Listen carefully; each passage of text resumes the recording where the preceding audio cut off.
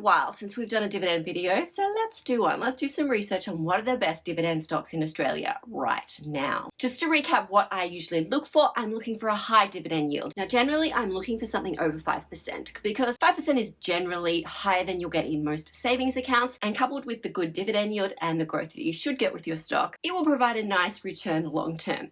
At least that's what we hope. So 5% is the minimum that we're going to look for. But we don't just want a good dividend yield, we also want to make sure that those dividends are coming in consistently and preferably growing over time, which means that your yield is going to be growing over time and you'll be getting higher and higher as that dividend grows, which is what you want, because the longer you hold that company, if it's growing, the higher your yield, your personal yield from that company, is going to be. And we love growing income. Next, we're going to look at the stock price overall, because although we like those sweet dividends, we also want the company to be growing. And if the company is growing over the long term, that means the value of your portfolio will be increasing, and that's always nice to see, even if you never sell. So I'll be looking at a time frame over 5 years, 10 years is also great. Anything shorter than that usually can be impacted by market volatility, so that's why we want to look over the long term. Now, I always stick to the ASX 200, the top highest 200 companies within Australia by market capitalization. We're happy to stick to the biggest companies, usually because they're more established, the dividends are usually consistent, and because they have a longer track record, you've got a lot more financial information that you can go and look at. Okay, so grab a drink, a coffee, put on some music,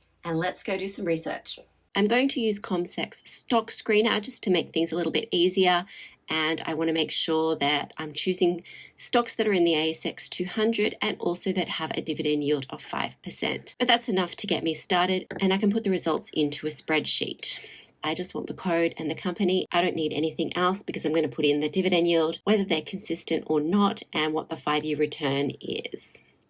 And I always have to use a nice font, of course. The next steps for me is just going in and finding the dividend yield and whether the dividends are consistent.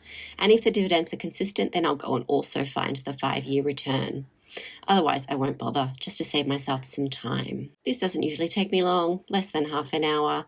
Usually I'll just put in some music and go for it. What I'm really looking for here is mostly dividend consistency. We already know that they're all over 5%, so I'm really looking for dividend consistency here. Sometimes I need to evaluate a little bit more to see whether I think that they're consistent, but some are more obvious than others. So I'm just going to go and fill in the 50 or so companies and see which ones come out winners. Now that that's done, let's sort so we can only look at those that have consistent dividends and are also increasing in price over the last 5 years. And finally, make sure we're looking at the best of the best. I usually look at what the ASX 200 has done, how much it has increased or decreased over the last 5 years. Anything above that is potentially a great company. Anything below that, while I might consider them for this exercise, let's ignore them and only look at those companies that have increased more than the ASX 200. So here are the 5 companies that are above the ASX 200 in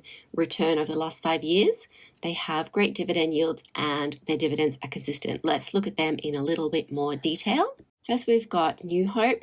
The dividends have jumped in the last 2 years quite significantly, so this is one that I'd probably put more on a watch list rather than wanting to buy straight away. But let's go and have a look at the chart, because that 110% increase looks very good. As you can see, it is starting to dip a little bit in the last, say, 9 months or so.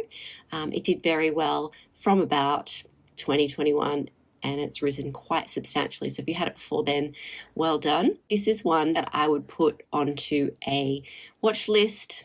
Let's go on to the next one. Next, we have JB HiFi, and this looks like a perfect dividend to me. The dividends are growing and they're pretty consistent, but that growth is just spectacular. That means that your return is going to be growing each and every year. And if we look at the chart, it's had a great return over the last 5 years. It has stabled a bit, but I really like JB HiFi because of the consistent dividends and the fact that it has such a great return. So I'm going to highlight that one just a little bit more than the rest because I think it's a little bit better than the others.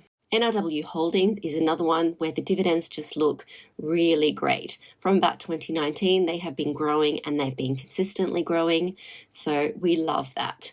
But let's go and have a look at the chart. It's been pretty volatile over the last 5 years, and it looks like it's dipped slightly in the last, say, 6 months or so.